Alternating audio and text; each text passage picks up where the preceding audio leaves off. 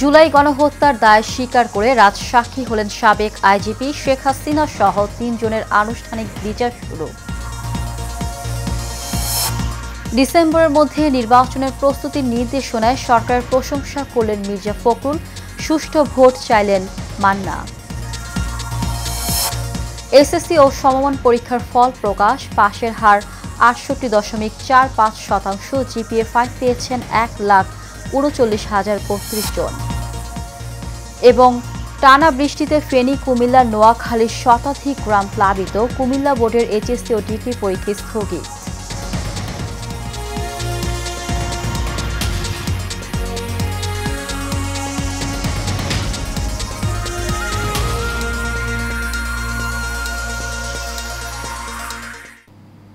স্বাগত এশিয়ান নিউজে, সঙ্গে আছে জেসমিন ইভা। শুনছিলেন বিআরবি কেবল ইন্ডাস্ট্রিজ লিমিটেড সংবাদ শিরোনাম। এবার চলে যাব পুরো খবরে। জুলাই আগস্টের হত্যাকাণ্ডে রাজসাক্ষী হয়েছেন পুলিশের সাবেক মহাপরিদর্শক চৌধুরী আব্দুল আল মামুন। সেই সঙ্গে গণহত্যায় জড়িত থাকার কথা স্বীকার করেছেন তিনি। গতকাল বিচারপতি মোহাম্মদ গোলাম মর্তুজা মজুমদারের নেতৃত্বাধীন 3 সদস্যের আন্তর্জাতিক অপরাধ ট্রাইব্যুনাল 1-এর দায় স্বীকার করে এই বক্তব্য দেন সাবেক আইজিপি। এদিন পলাতক হাসিনা সহ 3 জনের বিরুদ্ধে আনুষ্ঠানিক বিচার শুরুর আদেশ দেন আন্তর্জাতিক অপরাধ ট্রাইব্যুনাল। ওয়ালিদ সিদ্দিকীর রিপোর্ট। জুলাই আগস্ট গণহত্যার মামলায় শেখ হাসিনা সহ 3 জনের বিচার শুরুর আদেশ দিয়েছেন আন্তর্জাতিক অপরাধ ট্রাইব্যুনাল। সেই সঙ্গে আলোচিত এই মামলায় আগামী 3 আগস্ট সূচনা বক্তব্য উপস্থাপন শেষে 4 আগস্ট থেকে সাক্ষ্য গ্রহণের দিন ধার্য করেছেন tribunal. Chief prosecutor Tajul Islam বলেন, জুলাই আগস্টের গণহত্যার নির্দেশদাতা শেখ হাসিনা, সাবেক স্বরাষ্ট্রমন্ত্রী আসাদুজ্জামান খান কামাল ও সাবেক আইজিপি চৌধুরী আব্দুল আল মামুন 2024 সালের 14 জুলাই গণভবনে একটা সংবাদ সম্মেলনে আন্দোলনরত ছাত্রছাত্রীদেরকে রাজাকার এবং রাজাকারের বাচ্চা বলে তাদের বিরুদ্ধে তাদেরকে নির্মূল করার জন্য যে উস্কানিমূলক বক্তব্য দিয়েছিলেন, তারই ধারাবাহিকতায় গোটা বাংলাদেশ জুড়ে নিরস্ত্র নিরীহ প্রতিবাদকারী ছাত্র জনতা, যে সিভিলিয়ান ছাত্র জনতা, তাদের উপরে যে আক্রমণ শুরু হয়, সেই আক্রমণের ধারাবাহিকতায় বাংলাদেশে প্রায় 1,500 ছাত্র জনতাকে হত্যা করা হয়, প্রায় 25,000 ছাত্র জনতাকে আহত করা হয়। এদিকে জুলাই গণ অভ্যুত্থানের সময় সংগঠিত মানবতা বিরোধী অপরাধের দায় স্বীকার করে সাবেক পুলিশ মহাপরিদর্শক চৌধুরী আব্দুল্লাহ আল মামুন ট্রাইব্যুনালে বলেন, রাজসাক্ষী হয়ে জুলাই আগস্ট আন্দোলন চলাকালীন সময়ে যে অপরাধ সংগঠিত হয়েছে তার রহস্য উন্মোচনে আদালতকে সহায়তা করতে চান তিনি। Walid Siddiqui, Asian television, Dhaka. সরকার ডিসেম্বরের মধ্যে নির্বাচনের প্রস্তুতির জন্য যে নির্দেশনা দিয়েছে তা প্রশংসার দাবিদার বলে মন্তব্য করেছেন বিএনপি মহাসচিব মির্জা ফখরুল ইসলাম আলমগীর। গতকাল জাতীয় প্রেস ক্লাবে বিএফইউজে এবং ডিইউজে আয়োজিত আলোচনা সভায় এই মন্তব্য করেন তিনি। এ সময় অন্যান্য বক্তারা বলেন, স্বৈরাচারের পতন হলেও এখনও বিভিন্ন জায়গায় স্বৈরাচারী মানসিকতা লক্ষ্য করা যাচ্ছে। কাউসার আহমেদের রিপোর্ট। যখন আমাদেরকে কেরানীগঞ্জ কারাগারে পাঠানো হয়, 24 ঘন্টা লকআপে রেখে আমাদের মানসিক নির্যাতন করা হয় এবং সর্বশেষ 5 আগস্টের 2 দিন আগে আমাদের খাবার এবং পানিও বন্ধ করে দিয়ে নির্যাতন নিপীড়ন করা হয়।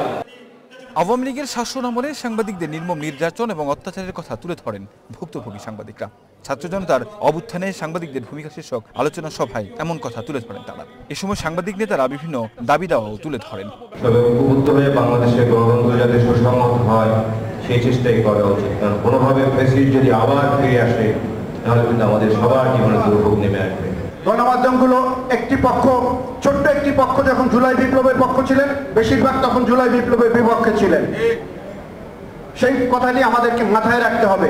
অনুষ্ঠানে উপস্থিত হয়ে বিভিন্ন রাজনৈতিক দলের নেতারা বলেন, দলগুলোর মধ্যে ভিন্ন মত থাকবেই, কিন্তু দেশের স্বার্থে সবাইকে এক থাকতে হবে। এখানে আমি মনে করি আত্মতৃপ্তির স্বস্তির কিছু নেই। ব্যক্তি হাসিনা গেলেও আমরা চারিদিকে তাকিয়ে দেখতে পাচ্ছি প্রশাসনের রন্দে রন্দে, আপনি জুডিশিয়ারি বলবেন, সিভিল অ্যাডমিনিস্ট্রেশন বলবেন, পুলিশ বলবেন, সাংবিধানিক প্রতিষ্ঠানগুলো বলবেন, প্রত্যেকটি জায়গায় ওই ফ্যাসিবাদের দোসররা কিন্তু এখনো ঘাপটি মেরে পড়ে আছে। আপনারা যারা যারা জাতীয় ঐক্যের এত বড় বড় স্লোগান তুলছেন, খেয়াল করে নিজেরা তো ঐক্যবদ্ধ থাকতে পারেন না। জাতীয় ঐক্য কি রকম? জাতীয় ঐক্য মানে আমাদের মতপার্থক্য থাকলেও আমরা মূল প্রশ্নে ঐক্যবদ্ধ থাকবো। অনুষ্ঠানে প্রধান অতিথির বক্তব্যে বিএনপি মহাসচিব মির্জা ফখরুল ইসলাম আলমগীর বলেন, বিএনপির জন্ম সংস্কারের মধ্য দিয়ে। যারা বলেন বিএনপি সংস্কারে বাধা দিচ্ছে, এটি অন্যায়। ধন্যবাদ দিতে চাই এই ফোরাম থেকে যে তিনি নির্দেশ দিয়েছেন ডিসেম্বরের মধ্যে নির্বাচনের সব কাজ গুছিয়ে রাখার জন্য নির্বাচন কমিশনকে। এটা একটা অত্যন্ত ইতিবাচক ব্যাপার। And he deserves thanks for that. আমরা আশা করবো যে নির্বাচন কমিশন এই কাজটা খুব দ্রুততার সঙ্গে শেষ করে তার নির্বাচনের একটা পরিবেশ তৈরি করবেন। আমরা দাবি করছি যে এই নির্বাচনে যেন অবাধ, নিরপেক্ষ এবং সকলের কাছে গ্রহণযোগ্য হয়, সেই ধরনের একটা নির্বাচন যেন নির্বাচন কমিশন উপহার দিতে পারে এবং সেভাবেই যেন কাজ করে। এ সময় বিএনপির স্থায়ী কমিটির সদস্য এজেএম জাহিদ বলেন, ধমক দিয়ে মব সৃষ্টি করে এদেশে আর কোনো কিছুই আদায় করা যাবে না। এটা যদি না হতে পারে ওটাও হতে পারবে না, এরকম বক্তব্য দিচ্ছেন আমাদের তরুণ নেতৃত্বের কতিপয় নেতা। আমরা বলতে চাই, আপনি আপনার চাহিদা বলতেই পারেন, এটি আপনার ব্যক্তিগত স্বাধীনতা, কিন্তু আপনি একথা বলতে পারেন না আমার এটা না হলে ওইটাও হবে না। এই অধিকার তো আপনার নাই। এই যে মানসিকতা আর পলায়নকৃত স্বৈরাচারের মানসিকতা একই মানসিকতা। শেষে আয়োজকদের পক্ষ থেকে নির্যাতিত বিভিন্ন সাংবাদিকদের হাতে সম্মাননা তুলে দেওয়া হয়। কাউসার আহমেদ, এশিয়ান টেলিভিশন, ঢাকা।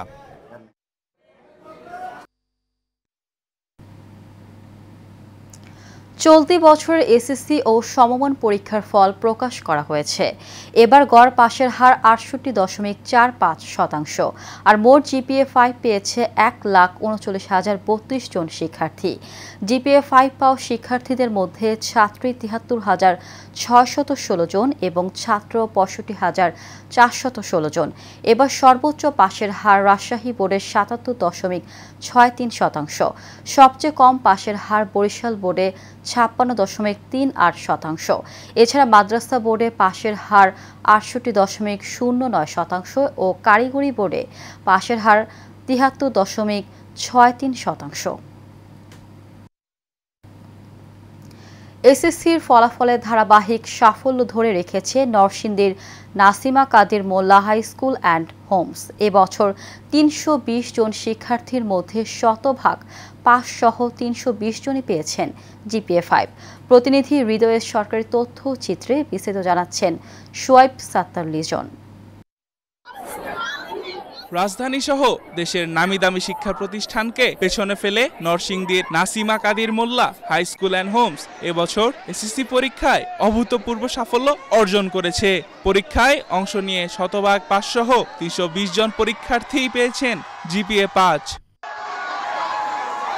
বিদ্যালয় কর্তৃপক্ষের নির্দেশনায় এবং শিক্ষকদের অক্লান্ত পরিশ্রম ও নিয়মিত ক্লাসের কারণেই এই ফলাফল সম্ভব হয়েছে বলে মনে করেন অভিভাবক ও শিক্ষার্থীরা। আমাদের পরিস্থিতি যত কঠিন হোক আমরা সেটা থাকবো, আমরা 1 নম্বর সবসময় 1 নম্বর ছিল, আছে, ইনশাআল্লাহ ভবিষ্যতে থাকবে। এই খুশির অবদানের পিছনে শুধু আমাদেরই না, বরং আমাদের শিক্ষক এবং আমাদের বাবা মা উভয়েরই খুব গুরুত্বপূর্ণ ভূমিকা রয়েছে। এই স্কুলে মোটামুটি 320 জন পরীক্ষা দিয়েছে এবং সকলেই জিপিএ 5 পেয়েছে।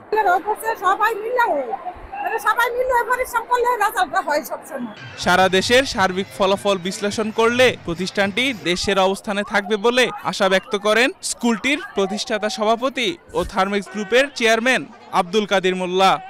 বরাবরের মতো আছে প্রায় 1 যুগ ধরে ধারাবাহিকভাবে এই ঢাকা বোর্ডের অধীনে দেশসেরা ফলাফল অর্জন করতে সক্ষম হয়েছে। এই বছরের ফলাফল 320 জনের মধ্যে 320 জনেই জিপিএ 5 পেয়ে আমাদের গৌরব এবং আমাদের এই ধারাবাহিকতা রক্ষা করতে সক্ষম হয়েছে। এবছরের মতো প্রতি বছরই প্রতিষ্ঠানটি তাদের ধারাবাহিক সাফল্য ধরে রাখবে, এমনটাই প্রত্যাশা সকলের। Shoaib Sattar Lizon, Asian television. টানা বৃষ্টি ও পাহাড়ি ঢলে ফেনীর মুহুরী, কহুয়া ও সিলোনিয়া নদী রক্ষা বাঁধের 21টি স্থান ভেঙে প্লাবিত হয়েছে অর্ধশত গ্রাম। একাধিক সড়ক পানিতে তলিয়ে গিয়ে বন্ধ রয়েছে যান চলাচল। এদিকে ভারী বর্ষণে নোয়াখালীতে পানিবন্দী হয়ে পড়েছে 63,800 60টি পরিবার। অতিবৃষ্টিতে জলবদ্ধতা ও বন্যার পানিতে ডুবে গেছে গ্রামের ঘরবাড়ি, রাস্তাঘাট ও ফসলের মাঠ। অন্যদিকে বন্যার কারণে কুমিল্লার মাদ্রাসা এবং কারিগরি শিক্ষা বোর্ডের অধীনে অনুষ্ঠেয় এইচএসসি ও সমমান এবং জাতীয় বিশ্ববিদ্যালয়ের অধীনে আজকে ডিগ্রি পাস ও সার্টিফিকেট কোর্স দ্বিতীয় বর্ষের পরীক্ষা স্থগিত করা হয়েছে। মিরপুর শেওড়াপাড়ায় ফিলিং স্টেশন ভাড়া নিয়ে বিপাকে পড়েছেন দুই ব্যবসায়ী। স্বেচ্ছাচারিতা চুক্তির মেয়াদ শেষ হওয়ার আগে উচ্ছেদের চেষ্টা, স্টেশনে কর্মরত শ্রমিকদের ওপর হামলা, ভাঙচুর সহ নানা অভিযোগ ফিলিং স্টেশনটির মালিক হাসান উদ্দিন আহমেদের বিরুদ্ধে। ভুক্তভোগী ব্যবসায়ীরা হাসানের স্বেচ্ছাচারিতা থেকে বাঁচতে আদালতে মামলা করে রেহাই পাননি। ফরিদ আহমেদ নয়নের রিপোর্ট, জানাচ্ছেন শেখ ফাহিম। রাজধানীর মিরপুরের একটি ফিলিং স্টেশন ভাড়া নেন দুই ব্যবসায়ী হৃদয় দেওয়ান ও মোহাম্মদ জিয়াউর হোসেন। সবকিছু ভালোই চলছিল এতদিন। হঠাৎ স্টেশনটির মালিক হাসান উদ্দিন আহমেদ চুক্তির মেয়াদ শেষ হওয়ার আগেই তাদের উচ্ছেদের জন্য চাপ দিতে থাকেন। বিভিন্নভাবে ভয়ভীতি দেখিয়ে কাজ না হওয়ায় স্টেশনে কর্মরত শ্রমিকদের উপর হামলা ও ভাঙচুর করা হয়। ওই যে পাম্পে চির লাগাই দিয়ে বলে যে তোমরা সরো, ওদের লোকজন নিয়ে আসছে, ওরা মেশিনের সামনে খাড়াই দিছে, পরে আইসা মনে করেন আম করে থাপ্পড় হরাই দিয়ে টাঙ্কির মধ্যে তালা মারি দিছে, মাইরা দিয়ে এরপরে ম্যানেজাররা মনে করেন অফিসে যাইয়া ওরা বাইর করে আনছে, টাইনা বাইর করে ওরা টাকা পয়সা নিয়ে বাইর করে দিছে। তাদের অপারেটররা 3 জন এখানে ডিউটি করতেছে, তারা সেই রাইতে এসে তাদের উপর অত্যাচার হামলা চালায়। শুরুর দিকে যখন প্রথম ম্যানেজার পরিবর্তন হইল তখন থেকেই মূলত এই মানে সমস্যার সৃষ্টি। তারপরে দেখা গেছে তাদের ভিতরে কি কোন সরাসরি তো আমরা বলতে পারবো না, সাধারণ অপারেটর, ঠিক আছে, তারপর থেকেই ঝামেলাগুলো আর কি একের পর এক করে আসতেছে। এমন পরিস্থিতিতে আইনের আশ্রয় নিয়েছেন ভুক্তভোগী ভাড়াটিয়া। বিজ্ঞ আদালতে দিয়েছেন মামলা, আদালতের কাছে পরিশোধ করছেন চুক্তিমতো ভাড়া। ইতিমধ্যে তাদের অত্যাচারে নির্যাতনে আমাদের যেসব ছেলেরা বা কর্মচারীরা এখানে থাকে, এখানেই রাত যাপন করে, তারা ইনসিকিউর ফিল করে, কখন যেন আক্রমণ করে, কখন যেন মেরে ফেলে, কখন যেন লুট করে, আগুন দেয়। এই দুই ব্যবসায়ী জানান হাসান উদ্দিন আহমেদ স্বৈরাচার আওয়ামী লীগের রাজনীতির সাথে জড়িত ছিলেন। শুধু তাই নয়, জুলাই আন্দোলনে ছাত্র জনতা হত্যার দায়ের তার নামে মিরপুর মডেল থানায় একটি মামলা হয়েছে। এছাড়া তিনি ঢাকা মহানগর 14 নং ওয়ার্ড আওয়ামী লীগের সভাপতি বিল্লাল হোসেনের আপন ভাই। এ বিষয়ে জানতে একাধিকবার হাসান উদ্দিনের মুঠোফোনে যোগাযোগের চেষ্টা করা হলেও তিনি রিসিভ করেননি। Sheikh Fahim, Asian television. নারায়ণগঞ্জের সিদ্ধিরগঞ্জে নাসিক 4 নং ওয়ার্ড বিএনপির আয়োজিত সদস্য নবায়ন ও নতুন সদস্য সংগ্রহ কার্যক্রম উদ্বোধন করা হয়েছে।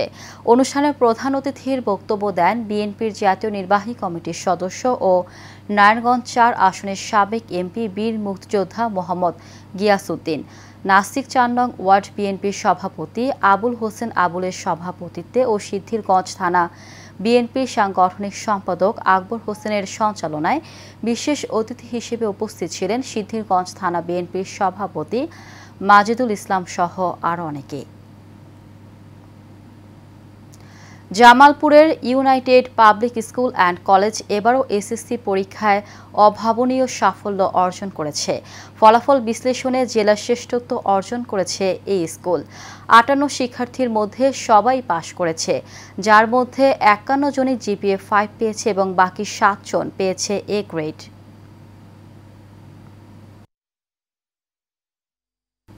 ফল ঘোষণার পরপরই বিদ্যালয় চত্বরে আনন্দে মেতে ওঠে শিক্ষার্থীরা একে অপরকে মিষ্টি মুখ করিয়ে নিজেদের অনুভূতি প্রকাশ করে। উৎসবের আমেজে মুখরিত হয়ে ওঠে পুরো ক্যাম্পাস। বাঁধভাঙা আনন্দের এক পর্যায়ে উল্লেসিত শিক্ষার্থীরা ক্যাম্পাসে আনন্দ র্যালি বের করে।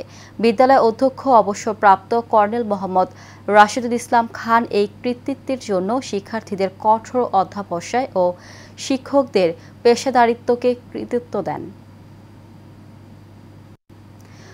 মুখের ভাষা প্রকাশ করতে না পারলেও অধ্যবসায় ও মনের ভাষা দিয়ে সাফল্য অর্জন করেছে টাঙ্গাইলের ঘাটাইলে এক বাক ও শ্রবণ প্রতিবন্ধী এসএসসি শিক্ষার্থী।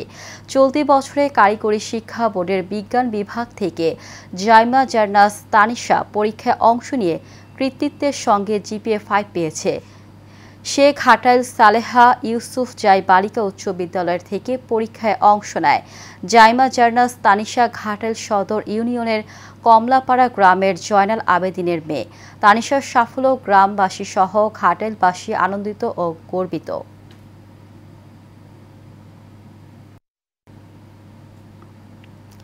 যুক্তরাজ্য জাতীয়তাবাদী ফোরাম এর সহ-সভাপতি এবং গফরগাঁও উপজেলা ছাত্রদলের সাবেক সহ-সভাপতি প্রবাসী মোহাম্মদ মানিক স্বদেশ প্রত্যাবর্তন উপলক্ষে গণসংবর্ধনা দেয়া হয়েছে। ভালুকা ও গফরগাঁও উপজেলা এবং পাগলা থানা বিএনপি এবং অঙ্গ সংগঠনের উদ্যোগে এই সংবর্ধনার আয়োজন করা হয়। সংবর্ধনায় হাজার নেতাকর্মীর উপস্থিতিতে নেতাকর্মীদের উদ্দেশ্যে তিনি বলেন, সামনের দিনে বিএনপিকে এগিয়ে নিতে সবাইকে ঐক্যবদ্ধ হয়ে কাজ করতে হবে।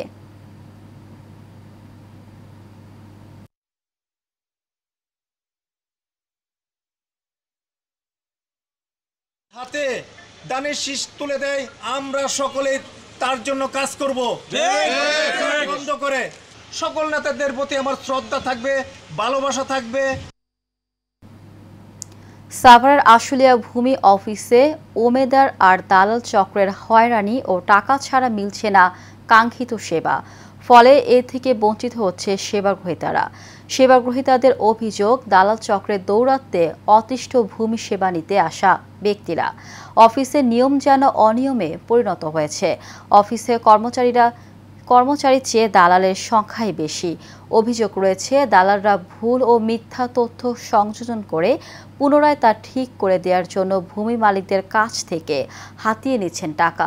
ইউনিয়ন ভূমি অফিসে অন্তত 8 জন দালাল সক্রিয় রয়েছে। এদিকে দালাল চক্রের বিরুদ্ধে ব্যবস্থা নেওয়ার কথা জানিয়েছে স্থানীয় প্রশাসন। ভাই, আমি অফিস থেকে বারবার আসা, আমার খুব কষ্ট হয়, আপনি আমাকে একটু আজকে করে দিতেন তাহলে ভালো হতো। ডেকে নিয়ে আসবো ভাই। এরা মানে কাজ সুন্দরভাবে মানুষের করে দিতে পারে, এরা মানুষকে হয়রানি করায় অ্যাপ্রুভ নেওয়ার জন্য অনলাইনে। কিন্তু আপনাদের দেখে, সাংবাদিক দেখে আর কি, যে আমাদের এটা অ্যাপ্রুভ দিচ্ছিল উনি দৌড়ায় পালাই গেছে। যে ইউনিয়ন ভূমি অফিস আছে সেখানে আমরা বিভিন্ন অভিযোগের প্রেক্ষিতে পূর্বেও আকস্মিক অভিযান পরিচালনা করেছি।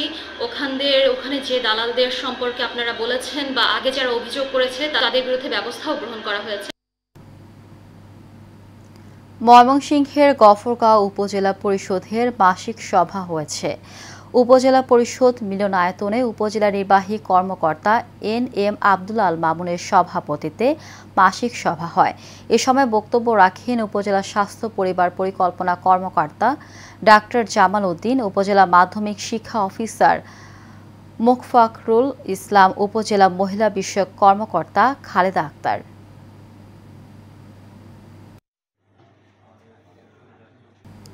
লালমনিরহাটে শিল্প সংস্কৃতির বিভিন্ন শাখায় বিশেষ অবদানের স্বীকৃতি স্বরূপ জেলার 5 জন গুণী শিল্পীকে জেলা শিল্পকলা একাডেমির সম্মাননা প্রদান করা হয়েছে। জেলা শিল্পকলা একাডেমির আয়োজনে লালমনিরহাট জেলা পরিষদ মিলনায়তনে এই অনুষ্ঠান হয়। বিথি রানী রায় ও মোল্লা বাবুয়ের সঞ্চালনায় ও অতিরিক্ত জেলা প্রশাসক রাসেল মিয়ার সভাপতিত্বে এতে প্রধান অতিথি ছিলেন জেলা প্রশাসক এইচ.এম. রকিব হায়দার। বিশেষ অতিথি ছিলেন পুলিশ সুপার তরিকুল ইসলাম, সাবেক উপজেলা চেয়ারম্যান এ.কে.এম. মমিনুল হক সহ অনেকে। চোখের যত্ন সকলে নেই, চোখ থাকতে অন্ধ না হই স্লোগানকে সামনে রেখে বাগেরহাটের রামপালে বিনামূল্যে জুলাই স্বাধীনতা স্মরণে এক চক্ষু চিকিৎসা শিবির অনুষ্ঠিত হয়েছে। হিলফুল ফুজুল ও খুলনা বিএনএসবি চক্ষু হাসপাতালের যৌথ উদ্যোগে এই ফ্রি চক্ষু চিকিৎসা শিবির অনুষ্ঠিত হয়। উপজেলার সোনাতুনিয়া আজিজিয়া কামিল মাদ্রাসায় বৃহস্পতিবার হিলফুল ফুজুলের প্রধান পৃষ্ঠপোষক অধ্যাপক মনিরুজ্জামানের সভাপতিত্বে এতে প্রধান অতিথি ছিলেন সোনাতুনিয়া আজিজিয়া কামিল মাদ্রাসার অধ্যক্ষ মাওলানা এস.এম. আব্দুর আজিজ এবং বিশেষ অতিথি ছিলেন সমাজসেবক শেখ মঞ্জুরুল হক রাহাত, অধ্যক্ষ এ.বি.এম. আব্দুস সোবহান প্রমুখ সহ আরও অনেকে। রংপুরের তারাগঞ্জ উপজেলা প্রশাসনের উদ্যোগে এবং উপজেলা কৃষি অফিসের সহযোগিতায় হাতখোপা বিল পাড়ে ২৪ একর জায়গায় বৃক্ষরোপণ করা হয়েছে। এই কর্মসূচির উদ্বোধন করেন উপজেলা নির্বাহী অফিসার রুবেল রানা। উপস্থিত ছিলেন কৃষি অফিসার দিভা রানী রায়, বন কর্মকর্তা আক্তারুজ্জামান, প্রকল্প বাস্তবায়ন কর্মকর্তা রাশিদুল ইসলাম, এলজিইডি কর্মকর্তা মোহাম্মদ আলী সহ অনেকে। উত্তরা ১৩ নম্বর সেক্টরের জমজম টাওয়ারের ৮ম তলায় একটি চাইনিজ রেস্টুরেন্ট উদ্বোধন করেছেন অভিনেত্রী মেহজাবিন চৌধুরী। জেনারেল ম্যানেজার সাইফুল ইসলামের তত্ত্বাবধানে ও রেস্টুরেন্টের চেয়ারম্যান চাইনিজ নাগরিক হুং হুয়ার উপস্থিতিতে অনুষ্ঠানে আরও উপস্থিত ছিলেন রেস্টুরেন্টের ডাইরেক্টর চাইনিজ নাগরিক আল আন। চাইনিজ নাগরিক ও বাংলাদেশি চাইনিজ খাবার রসিকদের কথা চিন্তা করে উত্তরায় উক্ত রেস্টুরেন্টটি উদ্বোধন করা হয়েছে বলে জানান জেনারেল ম্যানেজার সাইফুল ইসলাম। এবার চট্টগ্রাম সংবাদ। চট্টগ্রাম বন্দরগড়ি বহুমুখী সমবায় সমিতি লিমিটেডের ব্যবস্থাপনা কমিটির বিরুদ্ধে শত কোটি টাকার দুর্নীতির অভিযোগে তদন্ত শুরু করেছে সমবায় দপ্তর। সাধারণ সদস্যদের অভিযোগের প্রেক্ষিতে এই তদন্ত শুরু করা হয়। অভিযোগে সমিতির কার্যনির্বাহী কমিটির বিরুদ্ধে শত কোটি টাকার দুর্নীতি, স্বেচ্ছাচারিতা, একই দোকান একাধিক ব্যক্তির কাছে বিক্রি এবং দীর্ঘদিন ধরে সিলেকশন পদ্ধতিতে অনির্বাচিত কমিটি পরিচালনার অভিযোগ আনা হয়। অভিযোগে প্রশাসক নিয়োগ, ছবিযুক্ত ভোটার তালিকা প্রণয়ন এবং সরাসরি ভোটের মাধ্যমে নতুন কার্যকরী কমিটি গঠনের দাবি জানান অভিযোগকারীরা। শেষ করব এশিয়া নিউজ। তার আগে বিআরবি কেবল ইন্ডাস্ট্রিজ লিমিটেড সংবাদ শিরোনামগুলো জানিয়ে দিব আরও একবার।